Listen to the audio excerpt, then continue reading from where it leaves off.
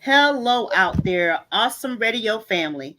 Thank you for joining us on 107.5 FM and 1570 AM WECU every Tuesday from 2 p.m.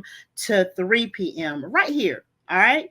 Are you ready to learn, engage, and inspire? Welcome to Let's Talk K-12 Education Show. I'm your host for the next 50 minutes, Tonitia Langley, education enthusiast, thought leader, and founder of Enrichment Strategist Services, LLC, an education consulting business. Connect with me through Linktree Enrichment Strategist. I'm excited to partner with you and be dedicated to the heart of our community, which is education. I'm the host, but you and the community mean the most. I would love for you to share your suggestions of what you would love to get more information related to K 12 education. So please send me an email here at Let's Talk K-12 education at gmail.com. Again, if you have something you would like to share with us here at Let's Talk K-12 education, email me. Email us at Let's Talk K-12 education at gmail.com. So, going to open up our show today around our topic of discussion, which today is daycare to school preparedness. We have wrapped up our Beyond the Classroom college and career readiness series, lots and lots of information. But today, we got something for the little ones. Got an expert up here to help us with that as well. So, our thought provoker today is: imagine a child starting school only to struggle with the basic social skills or academic concepts. What role does daycare play in bridging the gap? Daycare is often seen as just a place to drop kids off, but is it truly preparing them for the demands of formal education? So I want you guys to think about that. It's a thought provoker around our subject today, which is daycare to school preparedness. Are you a parent who's feeling overwhelmed by the thought of your child transitioning from daycare to school?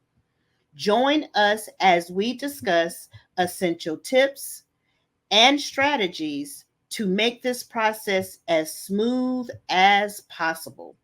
So, Tissa, before I introduce you to our radio listening audience and viewers, what do you have around that topic, that thought provoker about what role does daycare play in bridging the gap? And then I'm going to bring you in, but just want to have some light discussion around a thought provoker. Okay, well, first of all, thank you guys for having me.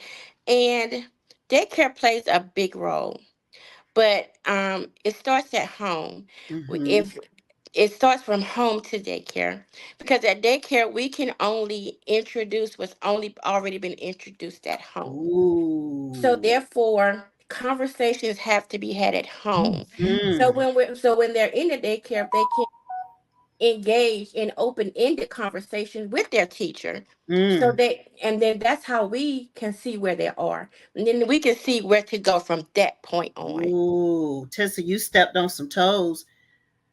Say some people need to say ouch. All right. So on last week's show, we wrapped up and ended our Beyond the Classroom College and Career Readiness series with Chris Islami, and we provided tons of information regarding the topic.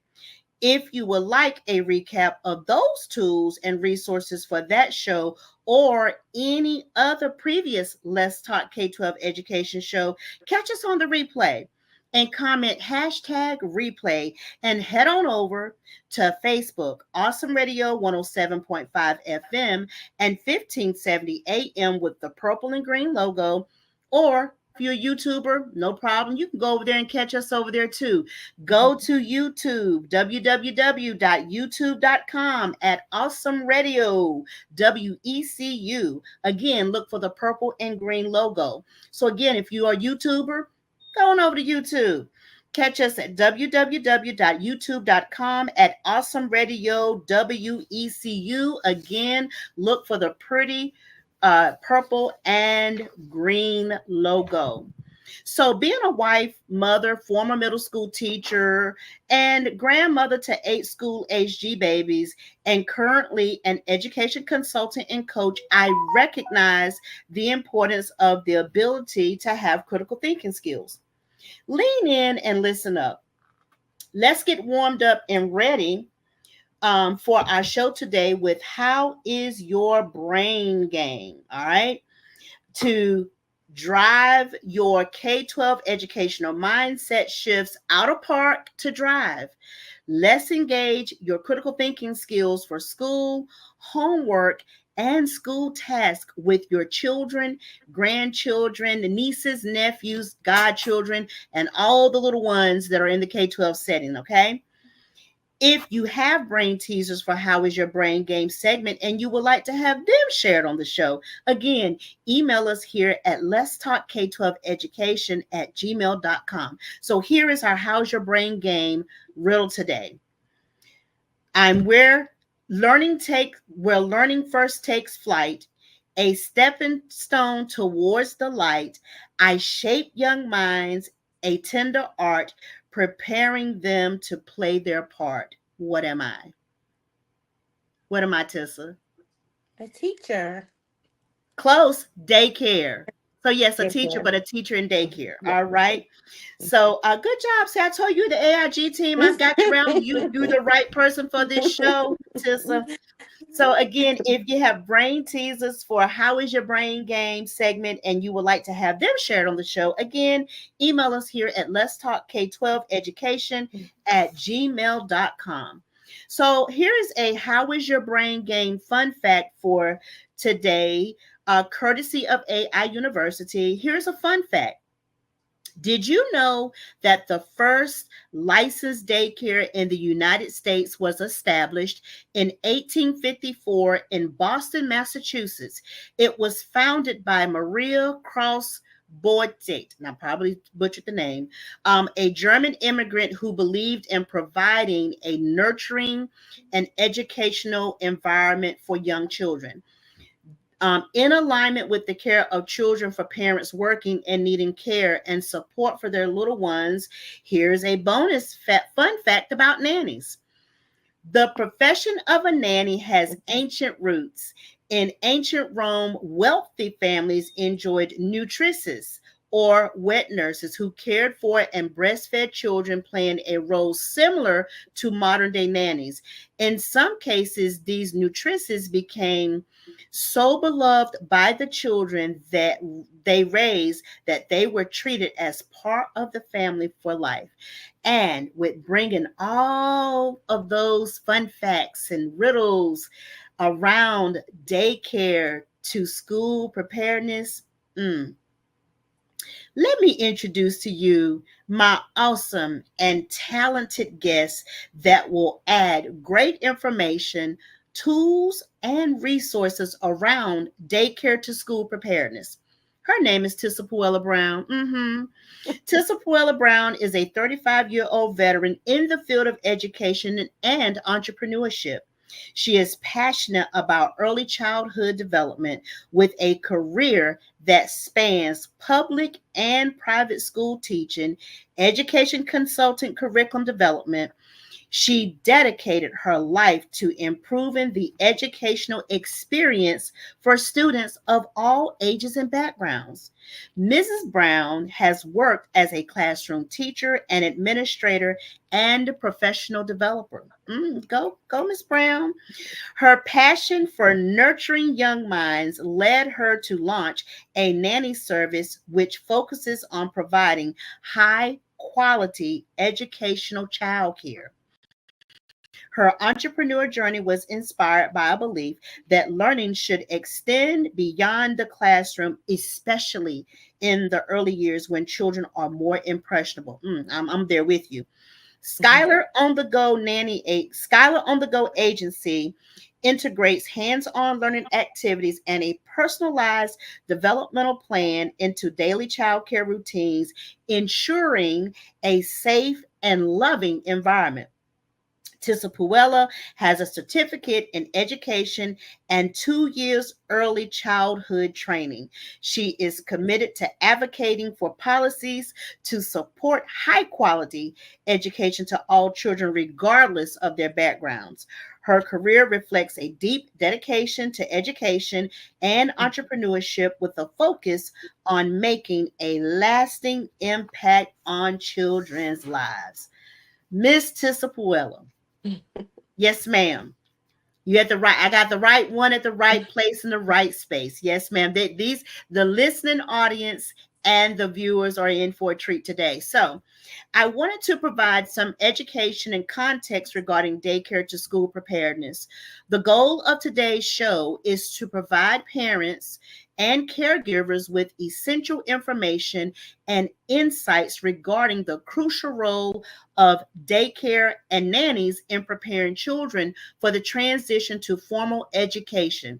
We'll discuss key factors to consider when choosing a daycare or nanny, the benefits of early childhood education, and how to ensure a smooth transition from daycare and a nanny or a nanny to school. You like that? You like that, Miss Brown? You ready to get into it, Miss Brown? All right. As a former educator and classroom teacher from a traditional public school setting, my goal is to use this platform as an unbiased show to educate and provide information as it pertains to educating our future. That's the goal of the Let's Talk K-12 Education Show, is to let others know that in the challenging educational landscape, there is a light that pierces the darkness, and there are educators working in the trenches and stakeholders and educational thought leaders like myself partnering to close the gap of the school to prison pipeline with tenacity, grit, and grind, and providing hope. So let's get into today's topic. I alluded to it during the educational thought provoker for daycare to school preparedness. Are you a parent who's feeling overwhelmed by the thought of your child transitioning from daycare to school? Join us as we discuss essential tips and strategies to make this process as smooth as possible. So, before I head over to my guest today of expertise, I want to share one or two myths according to AI University. So, here are some myths about daycare or nannies to school preparedness, along with realities and clarification. Okay. So, the transition from daycare or having a nanny to starting school can be filled with myths and misconceptions. So here are some common myths and the realities behind them. And I'm going to share about two, and I'm going to head it on over to Miss Brown because I can't wait to get her perspectives behind some of these myths and realities. Myth one: children who have been with a nanny or in daycare won't adjust well to school. The reality is, children who've had positive experiences with a nanny or in a daycare often develop essential social and emotional skills that help them adjust to school environments. Nannies and daycare providers often promote routines, peer interactions, early learning experiences, which can ease the transition to a more structured school setting. Kids who stay with nannies lack social skills. Mm. The reality is, while a nanny can provide more individualized attention, this doesn't mean children are isolated.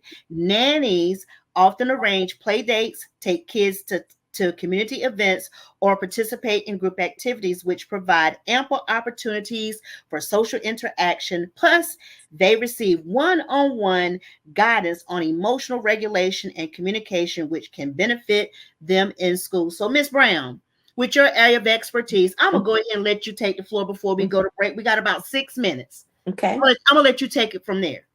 Okay. Well, first of all,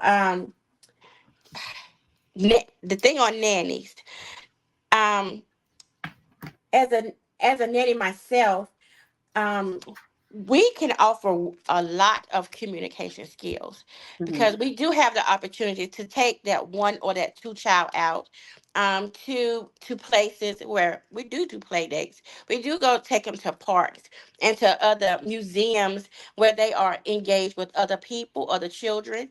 Mhm. But we also, as nannies, we talk a lot. We talk a lot to our children, to the children that are in our care. It's an experience with us. We Yes. want them to know that we, even at infant age, we hear, we understand your cues, your cry, your hand movement, Mm-hmm. because we see you every day. We pay attention. We're Mm-hmm. monitoring. So we communicate a lot. Mm. Repetition is a must. We Mm-hmm. say the same things every single day, even to infants. And one day you're gonna come in there and you're gonna do something, and they're gonna do it behind you, and it's gonna be an aha moment. Oh my What God. ages are these, Tissa? I have to hear it. What ages are they? Because I'm used to dealing with the big kids. I have seen it as young as 6 weeks old. 6 weeks to right now. I have two 1-year olds, and I started with them at 6 weeks. But I always kept them a month up. That's where I started them. So they Mm. were never falling behind. They were always Mm-hmm. a month up. So at 7 and 8 weeks, they were already hand motioning. They were already saying hi and bye with their hands. And they were already motioning more and milk, because we started so early. I started at 6 weeks saying more, milk. So the cues, they got it because they saw it from me every single day. The That's thing is nice. repetition, and don't feel like, oh, I'm just talking and nobody's listening. Those babies at that age, they are sponges. They are soaking in everything that you say and everything that you do. So here's a question I have for you. We got about 4 minutes before it's time for us to go to break. So I've had someone in the early child development and expertise like you. And so, by having 3 children and 5 grandchildren, well, five plus three, having 8 grandchildren, I've been told, Miss Brown, that you are not supposed to do a lot of Google Gaga baby talk to children. Right. Elaborate on that. And you just kind of touched on that when you said communicating with them and repetition with them and teaching them cues. So, kind of, we got about 3 minutes before the break. Touch on that a little, taste. Can we do it a little bit? Am I really wrong to do it sometimes? Well, if we want our children, if we're saying that we're preparing our children for the next steps, then we Mm-hmm. can't Google Gaga them, because they're not Mm, gonna Google Gaga in preschool, that's and very they're true. definitely not gonna do it in when they go to kindergarten, Mm-hmm. because I have seen it where the kids, you can tell that the communication is, oh, and Google and Gaga, and their speech is it comes later. Mm. So it's best that we conversate. I'm not saying use big words that they don't understand, but it's best that we talk to them. Oh, it's time to get your diaper changed, honey. Let's go and get your diaper changed. Are you wet or are you poop? Like, don't just use the words, the communication skills that we are expecting for them to move forward and to succeed. So, for our listening audience and our viewers, so, we call it baby talk. Mhm. So, you're saying, do you not do baby talk at all, or do predominantly having those communication and teaching cues to those little ones very early? Can you not do baby talk at all? I wouldn't say we couldn't do it at all, because that would be a far-fetched myth of to say that we won't do it at all. Mm-hmm. But what I am saying is that we need to mostly talk, communicate, say the words that we are trying to teach them. It's our jobs to steer them in the right direction so they will know which way to go. So if we Google and Gaga them, then we can't be mad at 2 year olds when they saying Google Gaga, and we saying, but what you want? Right. That's so true. That's So so true. yeah. I'm gonna use a personal reference here. Um, and it pertains to my children and my grandchildren. I did a lot of baby talk to my children. Mhm. My children, however, they don't do as much baby talk with their children, which are my grandchildren. Mhm. And I will tell you that my grandchildren have clearer language and communicate at higher levels, speak in very clear, coherent sentences, probably better than their parents did. So I know that there is some research based evidence in what you're saying, just based upon, you know, what I've experienced. So let's get ready. We got about a minute, so let me get ready to because I could go on this subject forever just because I've always been like, I'm gonna talk, baby, talk to my little children. But Yeah. you guys have heard it from someone who deals with these children and getting positive results. So today, we're going to take a quick break. When we come back, we'll dive deeper into how today's students and their families can be better in the daycare nanny to school preparedness. We'll explore what parents and communities can do to support a smooth transition in the process. Don't go anywhere. You're listening to the Let's Talk K-12 Education Show on Awesome Radio, WECU 107.5 and 1570 AM, where we make education everyone's business. We'll be right back to continue our discussion with the expert here as we talk about daycare to school preparedness. So come on back on this side after this short message. We look to hear from you on this side.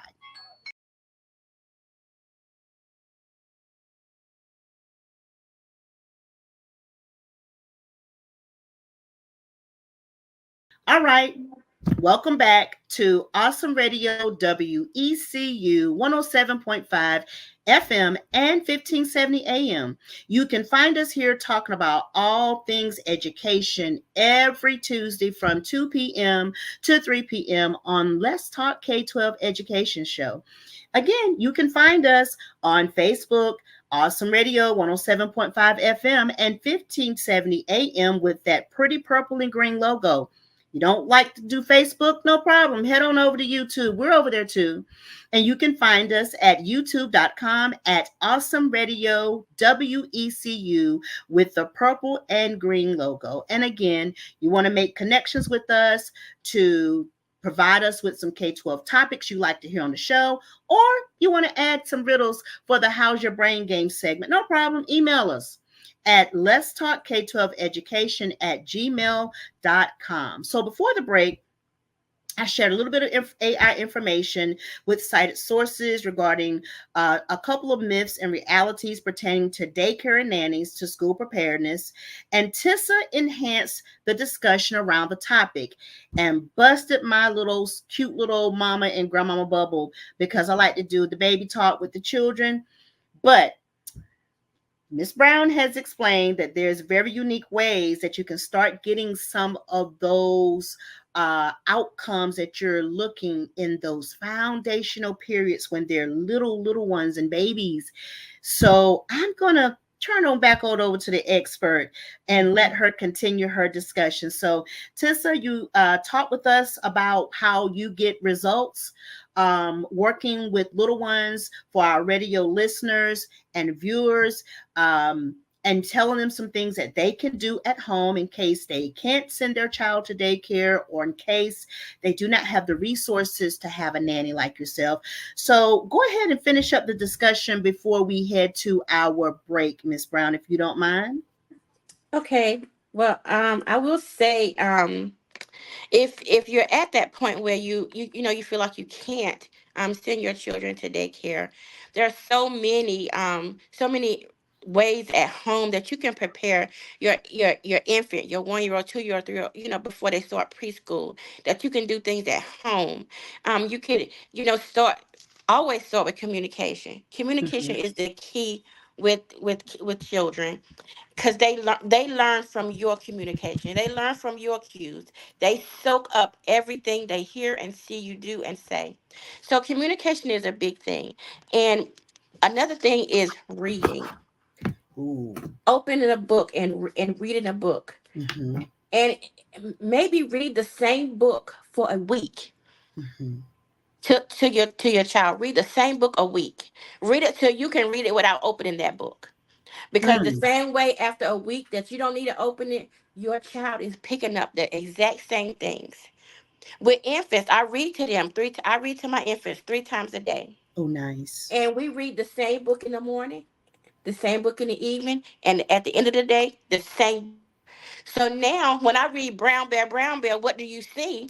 Before I could get to Green Frog, she's already saying yellow duck, because I have read it so much and they're just turned a year old.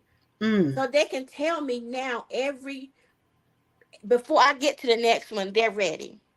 And when I'm singing, the wheels on the bus go round and round, and I'm saying the wipers go swish swish, and then it's time for the horn. They're ready to beep beep, because it's so competitive, and they hear it. They heard it when even at infancy when they didn't have the words to use, but they was hearing it and soaking it up. So it really helps to just be continuous, to read that book every day, Mm-hmm. to every day, nighttime routines. Read a book, and read a book at night that's gonna motion them to calm down, to it's quiet time, to it's Mm-hmm. not time to beep beep, and Mm-hmm. it's time to go night night. Yes. Yes. So you teach them by the activities during the day.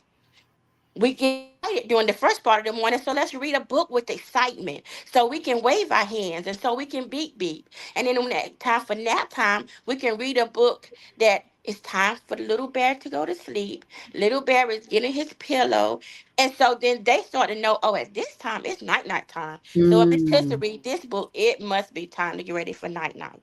So we're talking about communication, we're talking about literacy, we're talking about structured routines. Uh, Most of that is what we do on the formal side of education. So kudos to you, Ms. Brown, for sharing that with our listening audience and our viewers of Awesome Radio, so that they're hearing it from you, not from me, because that's not my area of expertise, but they're hearing it from you, starting off very early.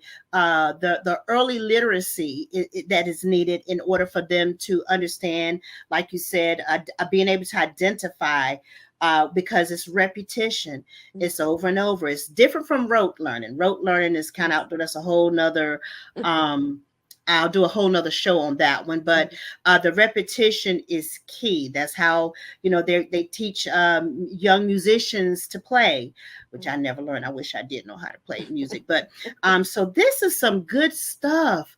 That is so. I think I'm fascinated with what little ones, with the right structure, the right coaching, the learning the right repetition, routines, and communication, what their abilities, what they're capable of doing, that just blows my mind. Yes. So, okay, so before we head to break, we got about 3 minutes. Mhm. So, as you know, you're doing these activities, you have the structured lessons in place for the children that you deal with. What are some things that what are your top tips you give some of your parents that you work with, for them to continue the work at home? I know they're not going to probably do it like you, but just the skinny version of some of those things. What are you telling them so that they're getting this practice at home to reinforce what you've started with their little ones? Okay. First of all, I plan out my lesson plans week by week. Mm-hmm. So the day I plan it out, the parent get it. So I Oh, need them to read it, so okay. they know every day what we're doing. Mm-hmm. So I need them. So, and I tell them, okay, at the end of the week or at the beginning of the week, whichever one you want to do, read over the lesson plan so you can piggyback off of me. So when I leave at 5 o'clock, and they know at 5 o'clock it's time for mommy, then they can piggyback off of everything that I've teach them all day, so they can take it over into the nighttime. So if we're on the same page, then it's easier for me to pick back up tomorrow morning, because mommy has stayed on the same page of Miss Tissa. And I know it can't be, I understand that. But if Miss Tissa is teaching, okay, when we sit down for lunch, we have to sit down and eat. You sit down at your table, you eat with your spoon. And so then at dinner time, mommy can say, okay, now you sit down with Miss Tissa. I need you to sit down at your seat and use your spoon like a big girl, like I've seen you do. And so if we stay on one page, we can expect the child to move forward. So Nice. we gotta, if they follow the lesson plan just like, and I go over with them. I talk to the parents. I send them pictures throughout the day of their children doing the activities, so they know it's just not me telling them that they do it. Here is your child doing art. Here is your child eating with her spoon. So, but we got a few minutes before we go to break. So, what you're saying to us pretty much is there are no limitations if we have expectations, even when they're little ones like that. Yes. Okay, because you're making me excited. All right, so we are going to take a quick break, but when we come back, we'll dive deeper into how today's students and their families can be better in the daycare to nanny school preparedness. We'll explore what parents and communities can do to support a smooth transition in the process. Don't go anywhere. You're listening to the Let's Talk K-12 Education Show on Awesome Radio, WECU 107.5 and 1570 AM, where we make education everyone's business. We'll be right back after this short message and continue our discussion from daycare to school preparedness with Miss Tissa Brown. We'll see you back soon.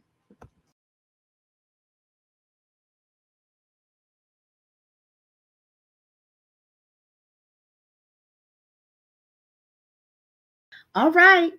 Welcome back on the other side of the break. Welcome back to Awesome Radio 107.5 FM and 1570 AM WECU, where we are promoting educational equity for the families in our listening and viewing community.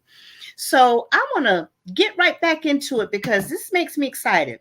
So what I'm going to do, I'm going to input some information because you just really just blew my mind with uh providing from daycare to school preparedness with repetition, communication, teaching them cues, sticking with the routine, how you partner with the parents, the information that you gave to our audience. And I want to continue with the discussion on where on the other side of formal education. So I'm going to pick up here and then we're going to come back to you. But we just have to insert this. Okay. And I probably won't be able to get to all of them, but I want to go over and insert. You started off with giving them those foundational skills as infants, newborns, and toddlers, and getting them into kindergarten.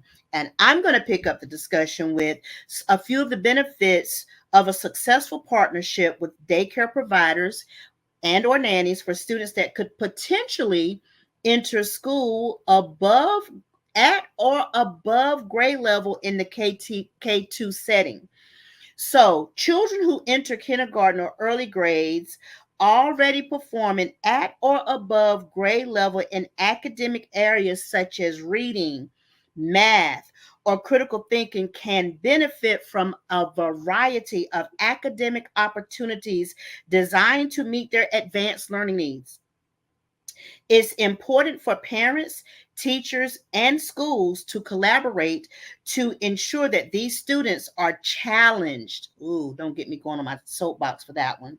And continue to grow academically. But so we're going to talk about several opportunities. Well, I'm gonna give a few that I want to pull you back in so you can keep giving us some of that good stuff, that good information. So here are a few things when those foundations are built, from daycares to nannies, getting these children prepared at or above grade level. So let me define what it means and the benefits of instructional differentiation to the families of our viewing and listening audience. So first of all, let me explain what instructional differentiation is. So it is a teaching approach that tailors instruction to meet the diverse needs of all students. For parents, this means that their child's education is being customized to their specific learning style, pace, and interest. Most people or parents know about differentiation, whose child may have an IEP, but differentiation also plays a key factor in those kids with advanced learning needs. Okay. So here's a breakdown of what it means for parents. It means for differentiation, like you get a great provider or nanny like Miss Brown, who's set the foundation for your child. You follow suit, work as a village, and this kid gets to pup gets to school prepared, or they are above grade level. So how do we continue that on the formal side? So differentiation allows us teachers, well, my former teacher, to adjust the content, process, and products of learning to match each child's needs. So that means they will be in a flexible group, probably the high group, advanced learning materials, project-based learning. Okay, so that's one piece for when we starting off with a good foundation, and how we carry on that on the formal side of education. Curriculum compacting. Curriculum compacting involves uh, reducing the amount of time spent on material the child has already mastered, allowing for advanced content. So skipping repetitive lessons, and giving these students enrichment activities. So I know I'm going to pause right here, and I'm going to do a caveat. And I understand that sometimes it is, some teachers have challenges with differentiating instruction to meet to meet the needs of those advanced learners. So I have more, but I definitely want to have you to continue the discussion, Tissa, around daycare to school preparedness. And we've talked about ways that it starts foundational, infancy to toddlerhood, on up to preschool and going into kindergarten. So, what else? What other things can you give our audience around that topic, that like, this stuff has been burning on my chest, so let me get out here and tell these good families, whether they get a daycare or nanny service or not, what can be done, Miss Brown? Okay. Um, in a daycare, I would say I've worked in daycare for 25 plus years, and the thing is you have to, the parent have to go in asking the real questions that they want to know. Don't just come in and look for a place to drop your child. Mm, Come in and look at the curriculum. mm-hmm. Coming in looking for the evidence of education on the walls that you walk in to see, because they can have a curriculum up and not follow it. So come in looking for all the evidence of education in every room you enter in. Ask questions to the teachers. If you can't get to the learning part of the day, then what are you teaching every single day? This is not just somewhere I'm dropping my child off so they don't burn up my kitchen until I get back. I have expectations. So what are your Mm-hmm. expectations as a teacher? Mm-hmm. The parent have to ask those hard questions and expect a good definitive answer back. Uh-huh. So you have to have all everything working. You have to say, what do I want for my child, and tell the teacher, no, this is what I expect. So, and then as a teacher, we have to jump on board and Mm-hmm. jump in where mommy's left off at home Mm-hmm. and Mm-hmm. push forward. So if Mm-hmm. we see that Johnny likes toys or Johnny likes trucks, but he has a hard time sitting in circle time, you can say, Johnny, I want you to sit in circle time because I want you to get this. But you can have your one card that you can hold in your lap. I So love that. sometimes we have to be creative to get the end result that we want to get. And that is, we want every child to get everything that we have to give them. We want them to learn it. So when they go to the next class, they have to Mm-hmm. pick up that stuff. So you have Mm-hmm. to come up with creative ideas so that your children are learning and that they are grasping it and that they're still soaking it all in like sponges. And the thing is, learn through play. And Yes. I want everybody to know that that's not just playing all day. But Mm-hmm. that means you should walk in at some point and see your child's teacher on the floor with your child playing. Because if I ask them an open ended question, I need them to be able to answer it with an open ended answer. Wow. Wow. So I think the key thing that I heard, and you said you dropped a lot of gems, a lot of gems, a lot of nuggets, big boulders is what you just dropped right then. But the one that I want to touch back on for those that have ADHD and may have missed it, I'm gonna bring it back up again. Um, you're encouraging and advising parents.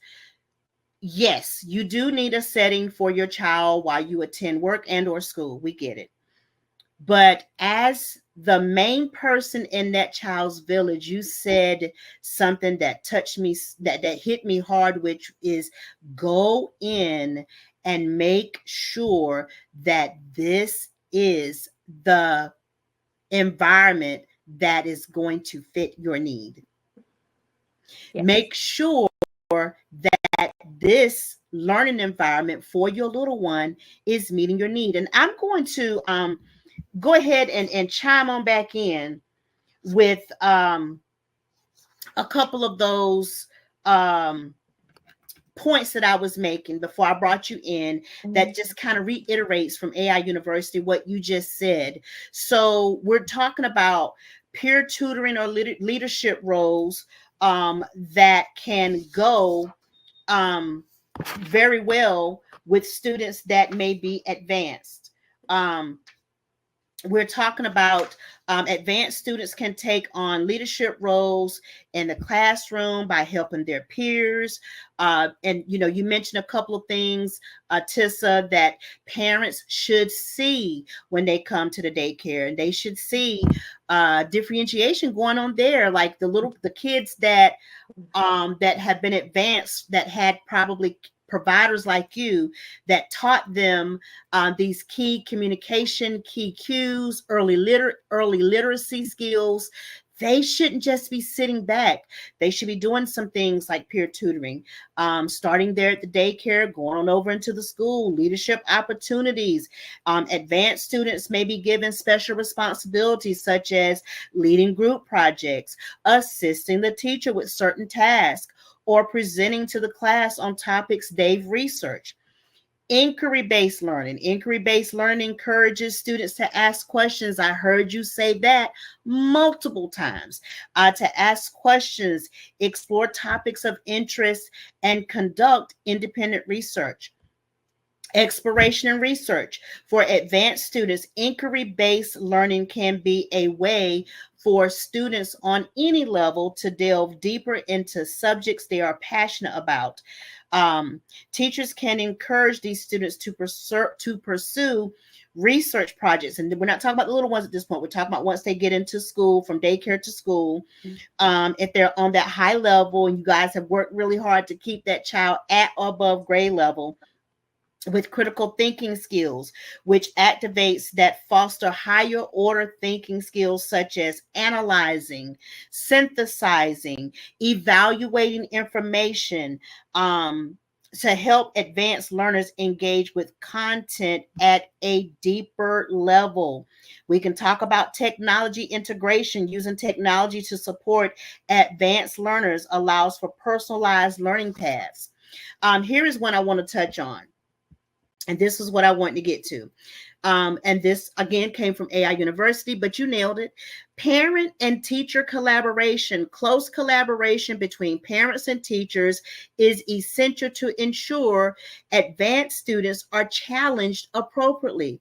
Regular communication, parents and teachers should work together to monitor the child's progress, adjust learning opportunities as needed.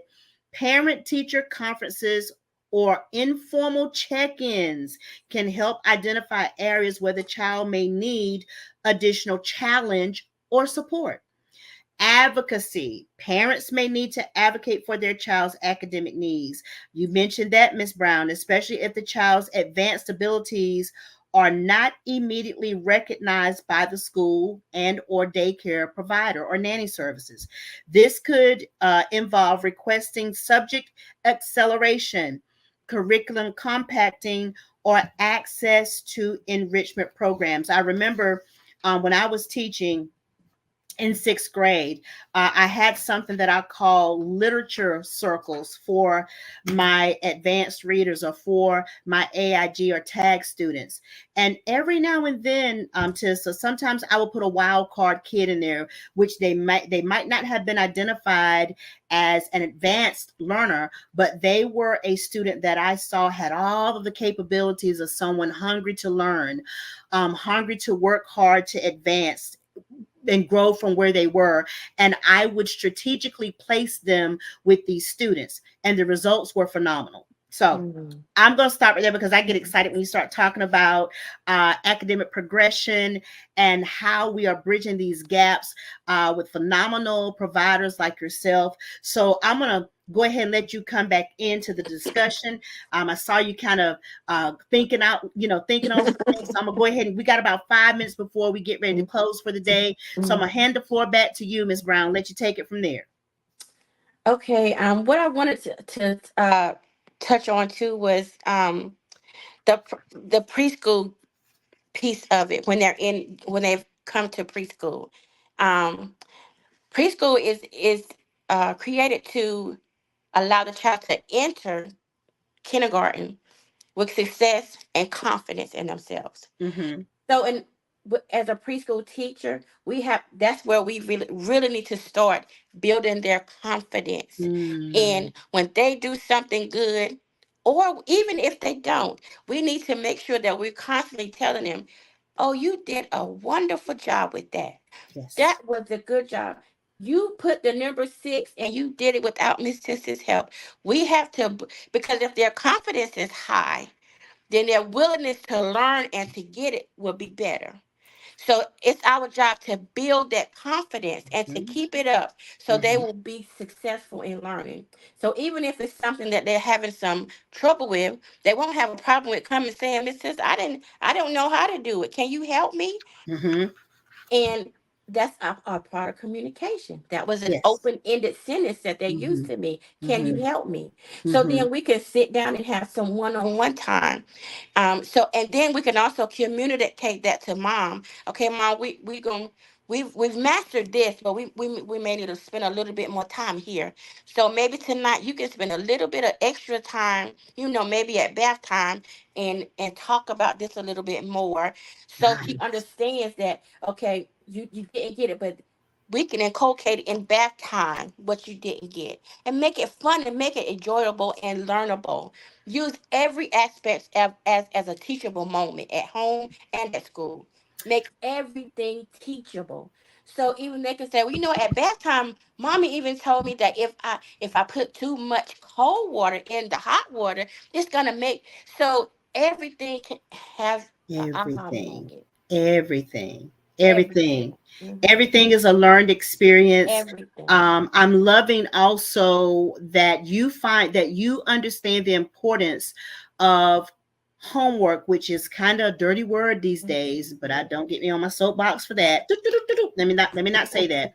But you understand the importance of the reinforcements that are necessary with the village at home, Yes. bridging that daycare to home, from home to public schools. So Mhm. you're understanding the importance of also coaching at those parents, Miss Brown, on don't think it takes you to sit down for hours. You're actually advising them. These are the little things that you can do in what you're doing in your day-to-day production at home that Mhm. can be used to reinforce what's learned here, that you can make those learning connections at home. Oh my gosh, I'm having when I tell you I'm over here pure sweating because I'm having such a good time.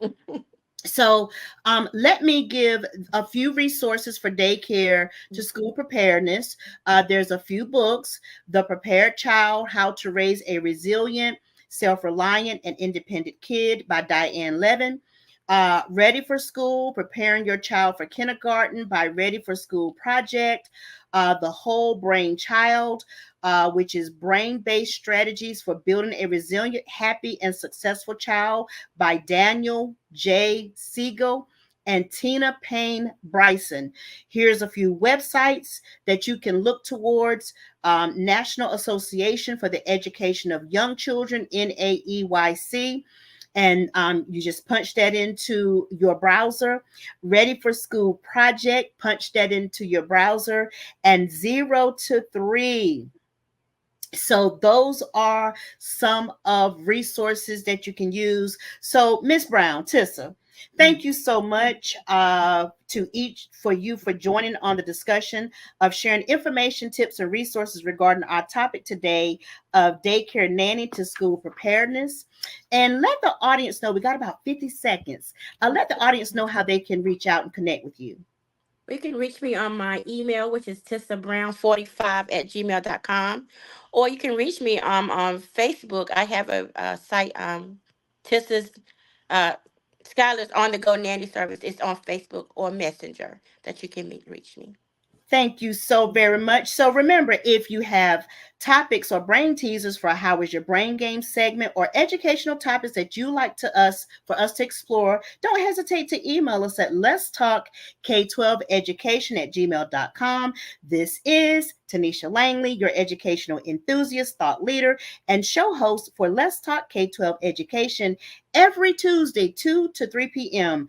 Thank you for joining in on today on Awesome Radio WECU 107.5 FM and 1570 AM. And just like that, you did it. You did it. Thank you so